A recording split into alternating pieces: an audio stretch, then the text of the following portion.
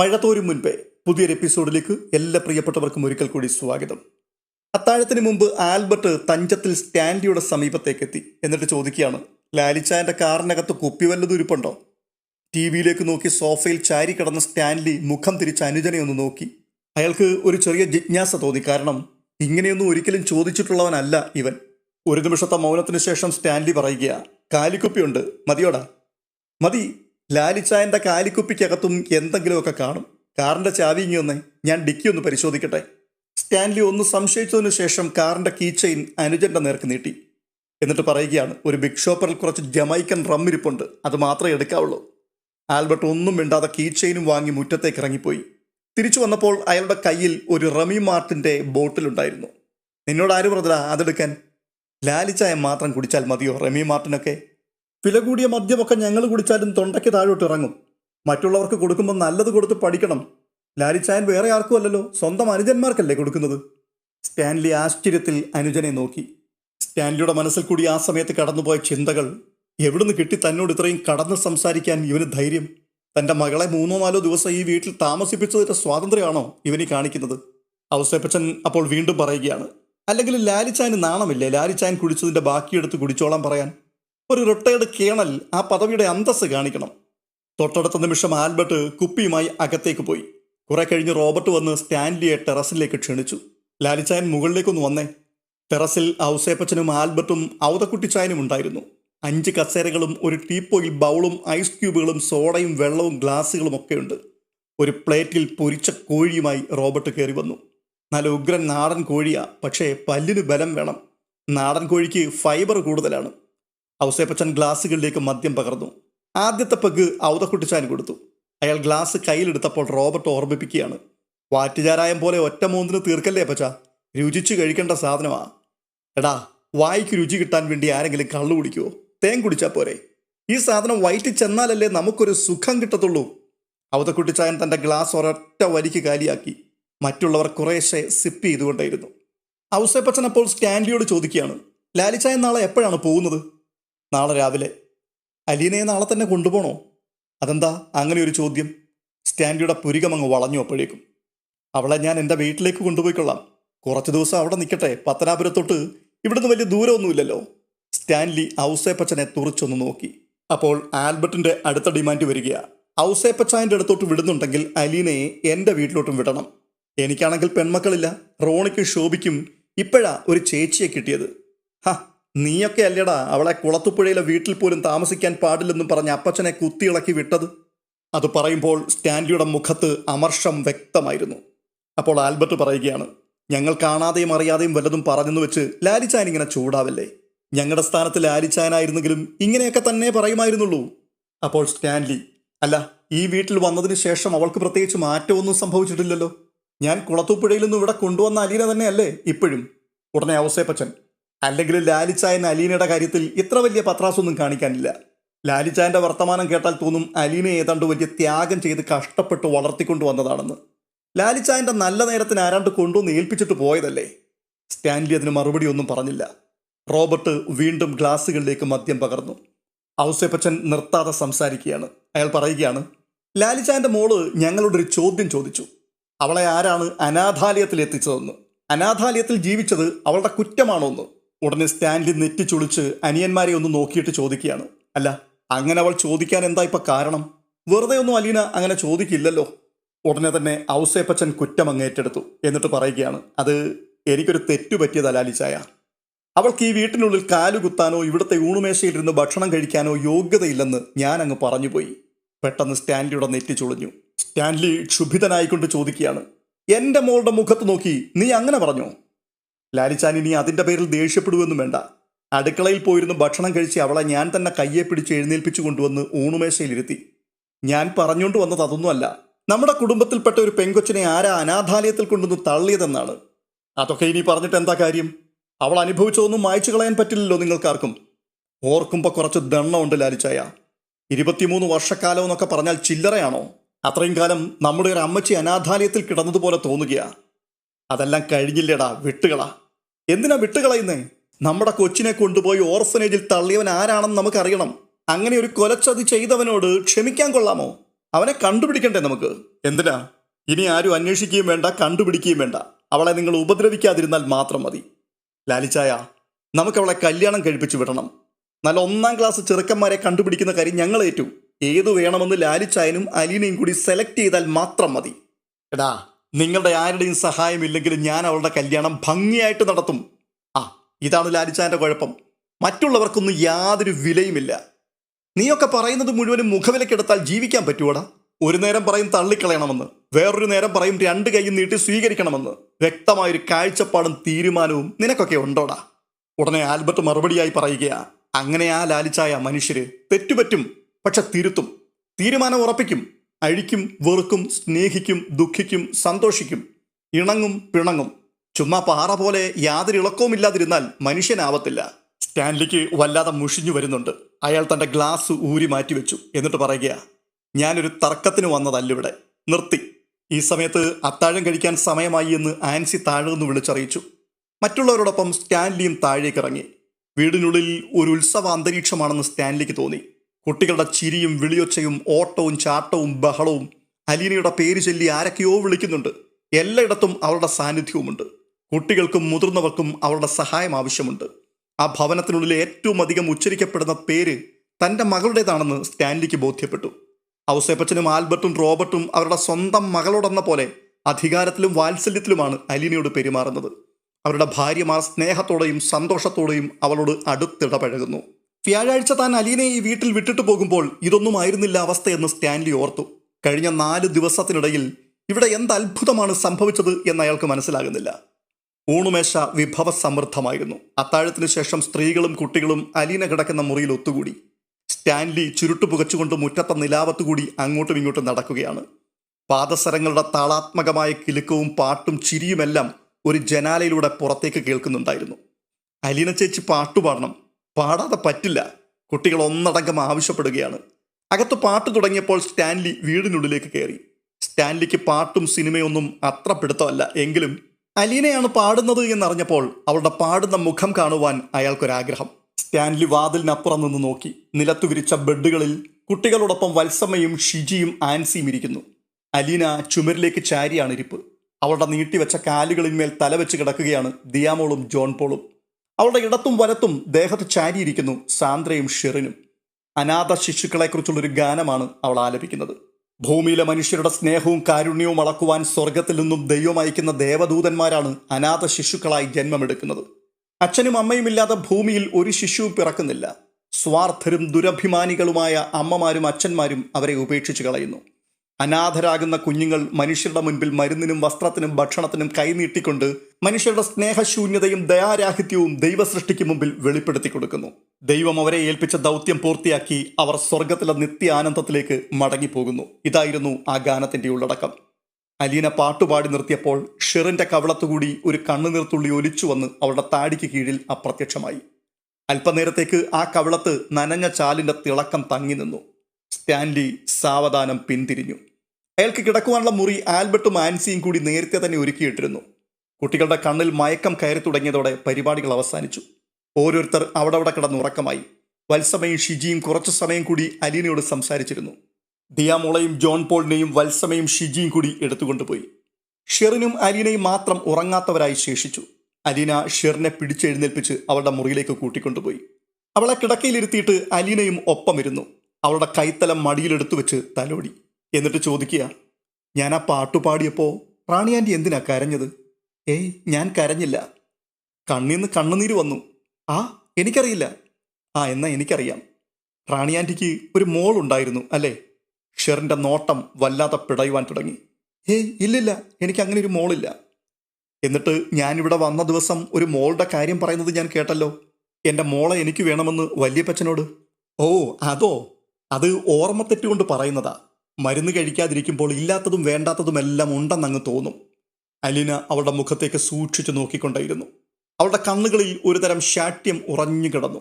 അപ്പോൾ അലീന ശബ്ദം താഴ്ത്തി ചോദിക്കുകയാണ്, എറണാകുളത്ത് തമ്മനം റെയിൽവേ ഗേറ്റിന് സമീപം താമസിക്കുന്ന മാമച്ചൻ അങ്കിളിനെ റാണി ആൻറ്റിക്ക് അറിയുമോ?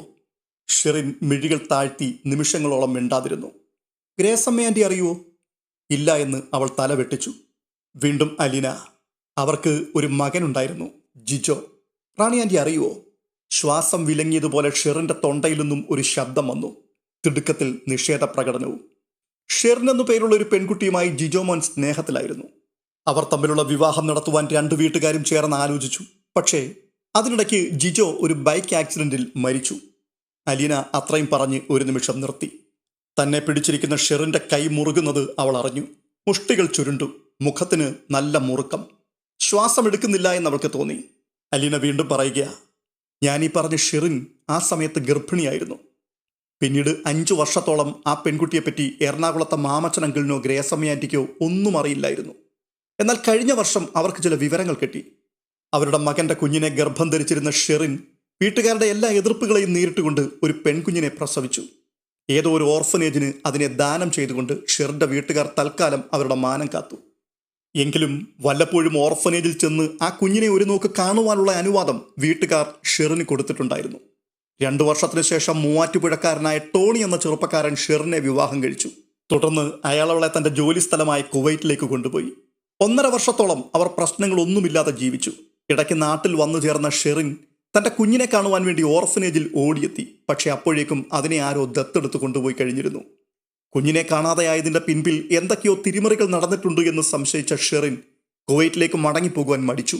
ഒടുവിൽ ഭർത്താവ് വന്ന് ഷെറിനെ കൂട്ടിക്കൊണ്ടുപോയി. തന്റെ കുഞ്ഞ് ജീവിച്ചിരിപ്പുണ്ടോ, ആരെങ്കിലും അതിനെ അപായപ്പെടുത്തിയോ, ഇതൊന്നും അറിയാതെ ഷെറിന് ഊണും ഉറക്കവും നഷ്ടപ്പെട്ടു. ക്രമേണ അവളുടെ മനസ്സിന്റെ സമനില തെറ്റി. അലീന ഇത് പറയുമ്പോൾ ഷെറിന്റെ മുഖത്ത് വരുന്ന ഭാവമാറ്റം അവൾ ശ്രദ്ധിക്കുന്നുണ്ടായിരുന്നു. അവളുടെ ചെന്നിയിൽ ഞരമ്പുകൾ പിടച്ചു. കഴുത്തിലെ പേശികൾ വലിഞ്ഞു. അവൾ കുറേശ്ശെയായി കിതച്ചു തുടങ്ങി. ഷെറിന്റെ ഭർത്താവ് കുവൈറ്റിൽ നിന്നും അവളെയും കൊണ്ട് നാട്ടിലെത്തി. ഷെറിന്റെ വീട്ടുകാരോട് സത്യം പറയുവാൻ അയാൾ ആവശ്യപ്പെട്ടു. ഒടുവിൽ വീട്ടുകാർക്കെല്ലാം തുറന്നു പറയേണ്ടി വന്നു. തന്റെ ഭാര്യ വിവാഹത്തിന് മുൻപ് ഒരു കുട്ടിയെ പ്രസവിച്ചവളാണ് എന്നറിഞ്ഞ് തകർന്നുപോയ ആ മനുഷ്യൻ പിന്നീട് ഒരിക്കലും ഷെറിനെ കാണാൻ വന്നില്ല. ആദ്യം സ്നേഹിച്ച പുരുഷനെ നഷ്ടപ്പെട്ട്, അവൻ നൽകിയ കുഞ്ഞിനെ നഷ്ടപ്പെട്ട്, പിന്നീട് ഭർത്താവിനെ നഷ്ടപ്പെട്ട്, ഒടുവിൽ സ്വന്തം ജീവിതം നഷ്ടപ്പെട്ട് ആ ഷെറിൻ ഇന്നൊരു തടവുകാരിയെ പോലെ ആർക്കും വേണ്ടാതെ ജീവിക്കുന്നു. അലീന മറ്റാരുടെയോ കഥ എന്ന പോലെ പറഞ്ഞു നിർത്തി. പെട്ടെന്ന് ഷെറിൻ ചീറിക്കൊണ്ട്, ഇല്ല ഇല്ല, ആര് പറഞ്ഞു നിന്നോട് ഈ കള്ളക്കഥകളൊക്കെ? അവൾ പെട്ടെന്ന് അക്രമാസക്തിയായി. അലീനയുടെ ഇരു തോളിലും പിടിച്ചുലച്ചു. ആര് പറഞ്ഞു? എനിക്കറിയണം, നിന്നോടതൊക്കെ ആര് പറഞ്ഞു? ഇല്ല, അങ്ങനെ ഒന്നും സംഭവിച്ചിട്ടില്ല. ആരാണ് നീ? പറയടി. അവൾ അലീനയുടെ മുടി പിടിച്ചു വലിച്ചു. കഴുത്തിൽ ഞെക്കിപ്പിടിച്ച് അവളുടെ മുഖമിട്ട് ഉലച്ചു. അലീന മെല്ലെ അവളുടെ പുറത്തുകൂടി കൈ ചുറ്റി ഷെറിനെ ആശ്ലേഷിച്ചു. ഷെറിൻ കുതറി മാറുവാൻ ശ്രമിച്ചു. സാരമില്ല സാരമില്ല, അലീന അവളെ ആശ്വസിപ്പിച്ചു.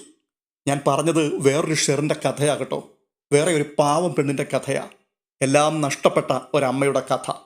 ഒടുവിൽ ഷെറിനൊരു കുഞ്ഞിനെ പോലെ അലീനയുടെ കരവലയത്തിനുള്ളിൽ ഒതുങ്ങിയിരുന്നു. അവളുടെ ഉടൽ വിറകൊള്ളുന്നുണ്ടായിരുന്നു. അലീന അവളെ ഒന്നുകൂടി തന്റെ ദേഹത്തേക്ക് അമർത്തിപ്പിടിച്ചു. അവളുടെ മുഖം തോളിലേക്ക് അണച്ച് ചുമലിലും മുടിയിലും തഴുകിക്കൊണ്ടേയിരുന്നു. പതിയെ പതിയെ ഷെറിന്റെ കിതപ്പടങ്ങി. ദേഹം തണുത്തു തുടങ്ങി. അലീന അവളെ കിടക്കയിലേക്ക് കിടത്തി. അവളുടെ മുഖത്ത് ചിതറിയ മുടി മാടി ഒതുക്കി. ഷെറിൻ വാടി തളർന്നതുപോലെ കിടക്കുകയാണ്. അവൾ അലീനയുടെ മുഖത്തേക്ക് തന്നെ നോക്കിക്കൊണ്ട് കിടന്നു. അലീന മുഖം കുനിച്ച് അവളുടെ നെറുകയിലൊന്ന് ചുംബിച്ചു. വിഷമിക്കണ്ടാട്ടോ, ആരുമില്ലെന്ന് വിചാരിക്കുകയും വേണ്ട, ഞാനുണ്ട് കൂട്ടിന്, എല്ലാം ശരിയാവും. അത് പറയുമ്പോൾ ഷെറിന്റെ കണ്ണിൽ കാണെ നീർ വന്നു നിറഞ്ഞു. അത് ചെന്നികളിലൂടെ ഇരുവശത്തേക്കും ഒഴുകി. അടുത്ത പ്രഭാതമായി. സ്റ്റാൻലി രാവിലെ കുളത്തുപുഴയ്ക്ക് പോകുവാൻ തയ്യാറായി കഴിഞ്ഞു.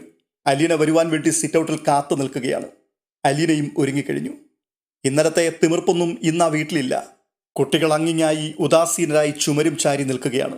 അവരെല്ലാം സ്നേഹത്തിന്റെ ചരടിൽ കോർത്ത് ഒരു പൂമാല പോലെ കഴുത്തിലിട്ടുകൊണ്ട് നടന്ന അലീന ചേച്ചി മടങ്ങിപ്പോവുകയാണ്. യാത്ര പറച്ചിലാണ് വേദനാഭരിതം എന്ന് അലീനയ്ക്ക് മനസ്സിലായി. ജോസൂട്ടിക്ക് സങ്കടം സഹിക്കുവാൻ കഴിയുന്നില്ല. അവന്റെ മുഖത്ത് നോക്കി അലീന പറയുക, ഞാൻ പോയാലും ഇനി വരില്ലേ? നമ്മൾ ഇനിയും കാണും, ഇതുപോലെ കൂട്ടുകൂടും, പിന്നെന്താ പ്രശ്നം? അവൻ നഖം കടിച്ചുകൊണ്ട് വിഷാദമഗ്നനായി നിന്നു. അലീന അപ്പോൾ റോണിയോടും ഷോബിയോടുമായി പറയുകയാണ്, നിങ്ങൾക്കും കുളത്തുപുഴയ്ക്ക് വരാമല്ലോ, അത്ര വലിയ ദൂരമൊന്നുമില്ലല്ലോ. ഞങ്ങൾക്ക് പേടിയാ അലീന ചേച്ചിയുടെ പപ്പയെ. അയ്യോട മുത്തേ, പപ്പ തോക്കെടുത്ത് വെടിവെക്കാതെ അലീന ചേച്ചി നോക്കിക്കൊള്ളാം. നിങ്ങൾക്ക് ധൈര്യമായിട്ട് അങ്ങോട്ട് വരാം, ഓക്കെ? അപ്പോൾ സാന്ദ്ര വല്ലായ്മയോടുകൂടി പറയുകയാണ്, ഞങ്ങളുടെ വീട്ടിലോട്ടൊന്ന് വരാൻ അലീന ചേച്ചിയോട് പറഞ്ഞിട്ട് ചേച്ചി വന്നില്ലല്ലോ. അലീന ചേച്ചി കുളത്തുപുഴ ചെല്ലുമ്പോഴേക്കും ഞങ്ങളെല്ലാം മറക്കും. അത് കേട്ടുകൊണ്ട് സാന്ദ്രയുടെ ഇരു തോളുകളിലും പിടിച്ചുകൊണ്ട് അലീന വികാര വായ്പോടുകൂടി പറയുകയാണ്, ഞാൻ മറക്കാനോ? കൊള്ളാം, ഈ ലോകത്ത് എനിക്ക് ആരോരുമില്ലെന്നോർത്ത് കുട്ടിക്കാലത്തൊക്കെ ഞാൻ എന്തുമാത്രം വിഷമിച്ചിട്ടുണ്ടെന്ന് നിങ്ങൾക്കറിയുമോ? ഇപ്പം എനിക്ക് എത്ര പേരെയാ ആങ്ങളമാരായിട്ടും അനുജത്തിമാരായിട്ടും ഒക്കെ കിട്ടിയിരിക്കുന്നത്. ഇല്ലാതിരുന്നിട്ട് കിട്ടുമ്പോഴേ അതിൻ്റെ വിലയറിയാൻ പറ്റൂ. ഞാൻ ആരെയും മറക്കില്ല കേട്ടോ, ഒരിക്കലും. പിന്നീട് വത്സമ്മയോടും ഷിജിയോടും അലീന യാത്ര പറഞ്ഞു. അതിനുശേഷം ആൽബർട്ടിനോടും ഔസേപ്പച്ചനോടും. അവരും മടങ്ങിപ്പോകുവാൻ ഒരുങ്ങുകയാണ്. അപ്പോൾ ഔസേപ്പച്ചൻ അലീനയോട് ചോദിക്കുകയാണ്, വീടും പൂട്ടി ഇറങ്ങിയിട്ട് ദിവസം 3 ഇനി വീട്ടിലോട്ട് ചെന്നിട്ട് പിള്ളേർക്കിന്ന് സ്കൂളിൽ പോകേണ്ടതാ. നീ ഇനി എന്നാ തിരികെ വരുന്നത്? അറിയില്ല അങ്കിളെ. വരുമ്പോൾ പത്തനാപുരത്തിന് വരണം. അല്ലെങ്കിൽ വേണ്ട, ഞാൻ അവിടെ വന്ന് നിന്നെ കൂട്ടിക്കൊണ്ടു പോന്നോളാം. ഇല്ലെങ്കിൽ ലാലിച്ചായൻ നിന്നെ വിടത്തില്ല. എനിക്കാണെങ്കിൽ ഒരു കടം ബാക്കി കിടപ്പുണ്ട്. കടോ? എന്ത് കടമാണെങ്കിളെ? നിന്നോട് ഞാനൊരു വാക്കു പറഞ്ഞു പോയില്ലേ, നിന്നെ വീട്ടിൽ കയറ്റുവാനുള്ള യോഗ്യതയില്ലെന്നൊക്കെ. ഇനി ഞാൻ തന്നെ നേരിട്ട് വന്ന് നിന്നെ വീട്ടിലോട്ട് ക്ഷണിച്ചുകൊണ്ട് പോയിട്ട് വേണ്ടേ ആ കട ഒന്ന് വീട്ടാൻ. തുടർന്ന് ഔസേപ്പച്ചൻ വീർപ്പടക്കിക്കൊണ്ട് ചോദിക്കുകയാണ്, നിനക്കെന്നോട് കെറുവൊന്നും ഇല്ലല്ലോ അല്ലേ മോളെ? ഇല്ലങ്കിളെ. ഇത് പറയുമ്പോൾ അലീനയുടെ കണ്ണിൽ നനവൂറി. ഇല്ലെന്നെനിക്കറിയാം, എന്നാലും എൻ്റെ ഒരു മനസമാധാനത്തിന് ചോദിച്ചതാണ്. ആൻസി ഈ സമയത്ത് അടുക്കളയിലായിരുന്നു. അലീന അവിടെയും ചെന്ന് യാത്ര പറഞ്ഞു. യോ, ഈ ചായ കുടിച്ചിട്ട് പോ. ആൻസി അവളെ പിടിച്ചു നിർത്തി ചായ ആറ്റിക്കൊടുത്തു. അലീന ചായ കുടിക്കുമ്പോൾ ആൻസി പറയുക, ദിയാമോൾക്കും റെനിക്കുട്ടനും ഭയങ്കര സങ്കടം നീ പോവാന്ന് പറയുന്നത് കേട്ടപ്പോൾ. നീ ഇനി വരുമോ ഇങ്ങോട്ട്? ആൻറ്റി എന്തായി പറയുന്നേ? എൻ്റെ കൂടി തറവാടല്ലേ ഇത്? അവൾ ആൻസിയുടെ വീർത്ത വയറിൽ കൈത്തലം ചേർത്തു. കുഞ്ഞുവാവയുണ്ടാകുമ്പോൾ ഞാനും കൂടി വേണ്ട ഇവിടെ? അതെ, ആൻസിക്കും അത് ആഗ്രഹമായി തോന്നി. അവൾ പറയുകയാണ്, അതെ, നീ കൂടി ഉണ്ടായിരുന്നുവെങ്കിൽ നന്നായിരുന്നുവെന്ന് ഇപ്പം എനിക്ക് തോന്നുകയാണ്. അത് മാത്രമല്ല, അമ്മയൊന്നും ശരിയാവത്തില്ല. നോക്കിയും കണ്ടു ഒന്നും ചെയ്യാൻ അമ്മയ്ക്ക് ഇപ്പോഴും അറിയില്ല. പിള്ളേരെ നോക്കുവാൻ പോലും അമ്മയ്ക്കറിയില്ല. അത് കേട്ടുകൊണ്ട് പെട്ടെന്ന് മറിയക്കുട്ടി ചോദിക്കുകയാണ്, നിന്നെയൊക്കെ പിന്നെ ആരാടി വളർത്തിയത്? ഓ, വളർത്തിയ കാര്യമൊന്നും ആരും പറയണ്ട. ഞങ്ങളൊക്കെ തന്നെ വളർന്നതല്ലേ. 3 നേരം വെച്ചുണ്ടാക്കി തിന്നാൻ തരും, അത്ര തന്നെ. വീട്ടിലെ പണിക്കാർക്കും അങ്ങനെ തന്നെയായിരുന്നു. ഉടനെ അലീന, ഞാൻ പോയി കഴിഞ്ഞിട്ട് മതി നിങ്ങൾ അമ്മയും മോളും കൂടിയുള്ള തർക്കം. ഞാൻ പൊയ്ക്കോട്ടെ ആൻറ്റി. ഉടനെ ആൻസി അലീനയുടെ കരം പിടിച്ചിട്ട് പറയുകയാ, നീ വന്ന സമയത്ത് ഞാൻ ഏതാണ്ടൊക്കെ കുത്തുവാക്ക് പറഞ്ഞായിരുന്നു. അതൊന്നും മനസ്സിൽ വെച്ചുകൊണ്ടിരിക്കല്ലേ. എനിക്കിത്തിരി വിഷമമൊക്കെ ഉണ്ടായിരുന്നു, ഇല്ലെന്നൊന്നും പറയുന്നില്ല. പക്ഷേ ആൻറ്റിയുടെ മക്കൾ ഒരുപാട് ഉമ്മയൊക്കെ തന്ന് അതെല്ലാം മായ്ച്ചു കളഞ്ഞു. ഈ സമയത്ത് ഔതക്കുട്ടിച്ചാൻ അവിടേക്ക് വന്നിട്ട് പറയുക, ലാലിച്ചൻ നിന്നെ വിളിക്കുന്നു. വല്യപ്പച്ചനും റെഡിയായി കഴിഞ്ഞു. നമ്മൾ ഒന്നിച്ചല്ലേ വന്നത്, ഒന്നിച്ച് തന്നെ അങ്ങ് തിരിച്ചു പോയേക്കാം. ഞാൻ ഇപ്പം വരാമേ. അലീന ഷിറിൻ്റെ മുറിയിലേക്ക് വേഗം ഓടിക്കയറി. അവൾ കാലുകൾ താഴെ തൂക്കിയിട്ട് ഇരു കൈയും കട്ടിലൂന്നി നിലത്തേക്ക് നോക്കിയിരിക്കുകയാണ്. അലീന അരികെ ചെന്ന് അവളുടെ മുഖം മെല്ലെ പിടിച്ചുയർത്തി. ഞാൻ പോയിട്ട് വരാട്ടോ. അലീന അവളുടെ നെറ്റിയിൽ ചുംബിച്ചു. ഷെറിൻ പ്രതീക്ഷയോടെ അവളെ നോക്കിക്കൊണ്ടേയിരുന്നു. എല്ലാം ശരിയാവും, ഞാനല്ലേ പറയുന്നത്. എവിടെയുണ്ടെങ്കിലും നമുക്ക് കണ്ടുപിടിക്കാട്ടോ. അലീന ഓടി സിറ്റൗട്ടിലെത്തുമ്പോഴേക്കും സ്റ്റാൻലി കാറിൽ കയറി കഴിഞ്ഞു. കുട്ടികളെല്ലാം സിറ്റൗട്ടിലുണ്ട്. അവൾ കുനിഞ്ഞ് ദിയാമോൾക്ക് ഉമ്മ നൽകി. ഇനിയും വരുമെന്ന് പറഞ്ഞ് അവളെ ആശ്വസിപ്പിച്ചു. ജോൺ പോൾ അലീനയ്ക്ക് പിടികൊടുത്തില്ല. അവൻ രാവിലെ മുതൽ അവളോട് പിണങ്ങിയിരിക്കുകയാണ്. അലീന അവനെ എടുക്കുവാനും ഉമ്മ കൊടുക്കുവാനും ശ്രമിച്ചപ്പോഴൊക്കെ അവൻ ചിണുങ്ങിക്കൊണ്ട് അവളെ തള്ളി മാറ്റി. തുടർന്ന് അലീനയും ഔതക്കുട്ടിച്ചായനും ചെന്ന് കാറിൽ കയറി. സ്റ്റാൻലി മുറ്റത്തിട്ട് കാർ തിരിച്ചു. അതിനിടയിൽ അയാൾ സിറ്റൗട്ടിലേക്ക് കണ്ണോടിച്ചു. എല്ലാവരുമുണ്ട് സിറ്റൗട്ടിൽ. ഔസേപ്പച്ചനും ഭാര്യയും മക്കളും പിന്നെ മറിയക്കുട്ടിയും. എല്ലാവരുടെയും പിന്നിൽ വാതുക്കൽ ഷെറിനും വന്ന് നിൽക്കുന്നത് അയാൾ കണ്ടു. സ്റ്റാൻലിക്ക് എന്തെന്നില്ലാത്ത ആശ്ചര്യം തോന്നി. അയാൾ എത്രയോ തവണ തറവാട്ടിൽ വന്ന് മടങ്ങിപ്പോയിരിക്കുന്നു. യാത്ര അയക്കുവാൻ ഒരാളും ഇറങ്ങി വരാറില്ല. ഔതക്കുട്ടിച്ചായൻ മാത്രം വന്ന് ഒന്ന് തല കാണിച്ചെങ്കിലായി. എന്നാൽ ഇപ്പോഴെല്ലാവരും അലീനയെ യാത്രയാക്കുവാൻ വേണ്ടി വന്നു നിൽക്കുകയാണ്. അവൾക്ക് നേരെ കൈവീശുന്നു. അവൾ തിരിച്ചും. സ്റ്റാൻലി കാർ മുൻപോട്ടെടുത്തു. അത് മെല്ലെ ഓടി റബ്ബർ തോട്ടം കടന്ന് പ്രധാന നിരത്തിലേക്ക് ഇറങ്ങി. വണ്ടി മുൻപോട്ട് പോകുമ്പോൾ സ്റ്റാൻലി പരാതിയായി പറയുകയാണ് അലീനയോട്, ഞാൻ ഇന്നലെ എത്തിയിട്ട് നീ എൻ്റെ അടുത്തേക്ക് വന്നില്ലല്ലോ, എന്നോട് സംസാരിച്ചതുമില്ല. അപ്പോൾ അതിശയത്തോടെ പപ്പയുടെ മുഖത്തേക്ക് നോക്കിക്കൊണ്ട് അലീന പറയുകയാണ്, പപ്പ പരാതി പറയുകയാണോ? ഞാൻ എപ്പോഴും പപ്പയുടെ കൂടെ തന്നെയല്ലേ, പിന്നെ എന്താ? ഇനി നിന്നെ എങ്ങോട്ടും ഞാൻ വിടില്ല. നീ ചെന്ന് ചേരുന്നിടത്ത് അങ്ങ് പറ്റി കൂടിക്കൊള്ളും. അത് കേട്ട് അലീന മന്ദഹസിച്ചു. 8:30 മണിയോടുകൂടി അവർ കുളത്തുപുഴയിലെത്തി. 4 ദിവസം യജമാനനെ കാണാതെ വിഷാദം പൂണ്ടിരുന്ന നായ്ക്കൾ സ്റ്റാൻലിയുടെയും അലീനയുടെയും നേർക്ക് കുതിച്ചു ചാടിയും വാലാട്ടിയും കയ്യിലും കാലിലും നക്കിയും പുനഃസമാഗമനത്തിന്റെ ആഹ്ലാദം പ്രകടിപ്പിച്ചു. മൂവരും വീടിനുള്ളിലേക്ക് പ്രവേശിച്ച ശേഷം അലീന വേഗം ഓടി അടുക്കളയിലേക്ക് ചെന്ന് ബ്രെഡ് ടോസ്റ്റ് ചെയ്ത് പെട്ടെന്നൊരു ബ്രേക്ക്ഫാസ്റ്റ് ഉണ്ടാക്കി. അത് കഴിച്ച ശേഷം സ്റ്റാൻലി ജീപ്പിൽ കയറി തോട്ടത്തിലേക്ക് പോയി. അലീനയാകട്ടെ വീട്ടമ്മയുടെ വേഷവും അണിഞ്ഞ് ഉച്ചഭക്ഷണം ഉണ്ടാക്കുവാനുള്ള ഡ്യൂട്ടിയിലേക്ക് കടന്നു. 12 മണിക്ക് തൊട്ടു മുമ്പ് അപ്രതീക്ഷിതമായി ഒരു അതിഥി കൂടി അവിടെ വന്നെത്തി. കാറിന്റെ ശബ്ദം കേട്ട് അലീന ചെന്ന് ജനാലയിലൂടെ നോക്കി. മുറ്റത്ത് നിർത്തിയിട്ട കാറിൽ നിന്നും ബാലചന്ദ്രമേനോൻ ഇറങ്ങി വരുന്നു. അത് കണ്ട് അവൾ അത്ഭുത സ്തബ്ധയായി നിന്നുപോയി.